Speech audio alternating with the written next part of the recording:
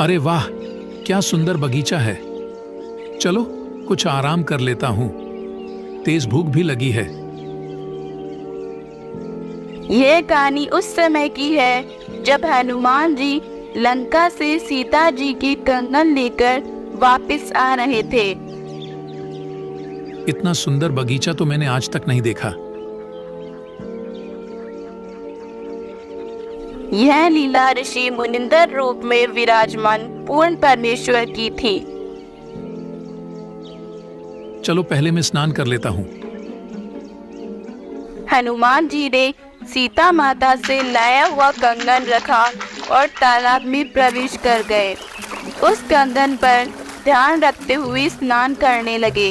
तभी वहाँ एक बंदर आया और वह कंगन उठाकर भाग गया। अरे ये क्या? रुको। बंदर ने एक बड़े से घड़े में वह कंगन डाल दिया। हे भगवान, चलो यहाँ से तो निकाल लूंगा। अगर समुद्र में पटक देता तो नाश हो जाता। ये क्या? इसमें तो सैकड़ों पड़े हैं। जो मैं लेकर आया था वो कौन सा है?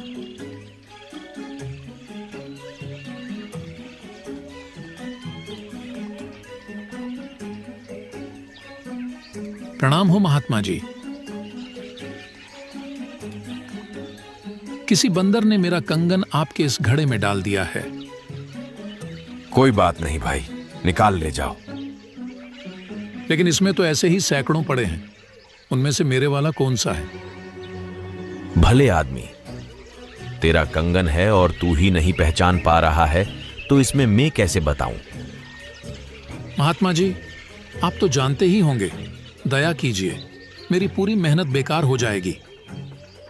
कैसी मेहनत? महात्मा जी, क्या आपको पता नहीं? मैं हनुमान हूं और लंका में सीता माता जी का पता लगाकर आया हूं। कौन सी सीता माता का पता लगाकर आए हो? महात्मा जी, आप कौन सी दुनिया में रहते हो? भगवान रामचंद्र जी की पत्नी है सीता माता। लंका के राजा रावण ने उन्हें कैद कर रखा है। मैं उन्हें खोज कर आया हूं। ये कंगन उन्हीं का है। उन्होंने मुझे ये निशानी के रूप में दिया है। भाई, ये आपके रामचंद्र जी न जाने कितनी बार जन्म और मर चुके हैं। ये सृष्टि कोई आज से ही नहीं चल रही। न जाने कितनी बार आप जैसे हनुमान यहाँ आ चुके हैं और कितनी ही बार ये घटना घट चुकी है। महात्मा जी, अभी तो आप मुझे ये बताइए कि वह कंगन कौन सा है? रामचंद्र जी मेरा इंतजार कर रहे होंगे। तो जाइए, आप ले जाइए अपना कंगन। महात्मा जी, इसीलिए तो मैं आपसे पूछ रहा हूं, इनमें मेरा कंगन कौन सा है? कोई भी ले जाइए, सब एक ही काम करेंगे। सब आप ही के द्वारा डाले गए हैं। महात्मा जी, चलो आपकी बात मानी कि ये सब मेरे ही द्वारा डाले गए हैं। लेकिन हर बार हनुमान लेकर भी तो जाता है, इसी में थोड़ी छोड़ जाता है।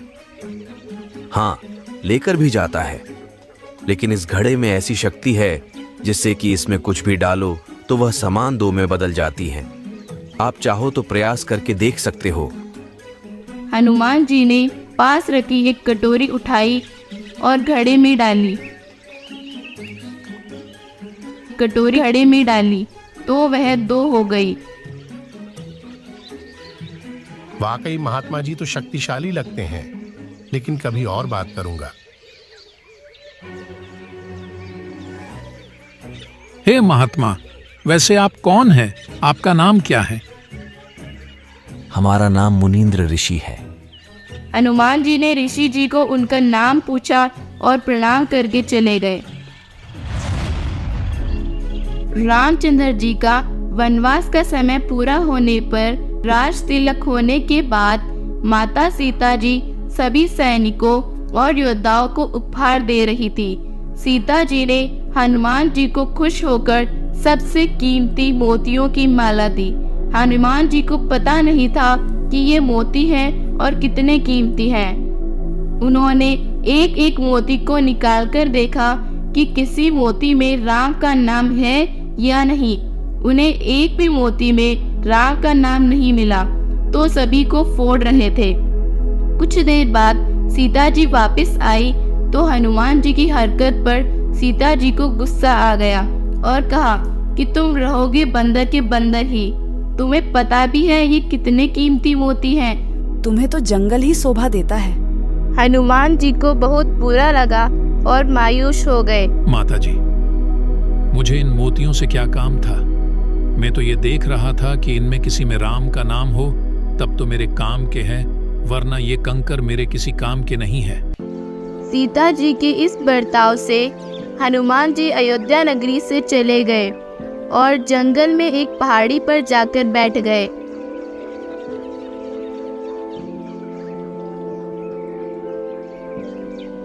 कुछ देर बाद वहां एक साधु आए। राम राम भाई हनुमान। राम राम जी महात्मा जी, आइए बैठिए।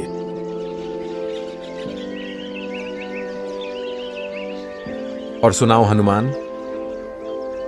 महात्मा जी, अयोध्या में भगवान रामचंद्र जी आए हुए हैं। 3 लोक के स्वामी रामचंद्र जी का आज राज्याभिषेक है। भाई हम तो उस राम के भक्त हैं जो कभी जन्मता मरता नहीं, वो मां के गर्भ से नहीं जन्मता। ये राम जी तो न जाने कितनी बार जन्म और मर चुके हैं। अच्छा, यही बातें मुझे एक मुनींद्र नाम के ऋषि जी भी कह रहे थे। जब मैं लंका से लौट रहा था तो वो मुझे एक सुंदर बगीचे में मिले थे। आप उन्हीं के शिष्य हो क्या? वो मैं ही था हनुमान, और तुम्हारे लिए ही यहाँ आया हूँ। हनुमान जी ने उसी समय कबीर परमेश्वर जी के चरणों में गिर गए। क्षमा कीजिए भगवान, हम तो तुच्छ बुद्धि के जीव हैं। कृपया करके मुझे आपका संपूर्ण ज्ञान समझाइए और सत भक्ति प्रदान कीजिए। ऋषि मुनिंदर जी उन्हें पूर्ण परमेश्वर की जानकारी देने लगे और कहा कि देख लिया इस दुनिया का स्वर्ण। अगर आप जैसे योद्धा न होते तो श्री राम जी का युद्ध जीत पाना संभव नहीं था, लेकिन फिर भी इन्होंने आपके साथ क्या किया। हनुमान जी को परमात्मा की सब बातें समझ आ रही थी। हनुमान जी ने ऋषि जी से सत्य भक्ति ग्रहण की और उस आदिराम सनातन परमात्मा की भक्ति करनी प्रारंभ की। इस प्रकार हनुमान जी का मोक्ष हुआ। ये अनमोल ज्ञान जगत गुरु तत्वदर्शी संत रामपाल जी महाराज के सत्संगों का अंश मात्र है। संपूर्ण आध्यात्मिक ज्ञान के लिए सुनिए संत रामपाल जी महाराज के मंगल प्रवचन।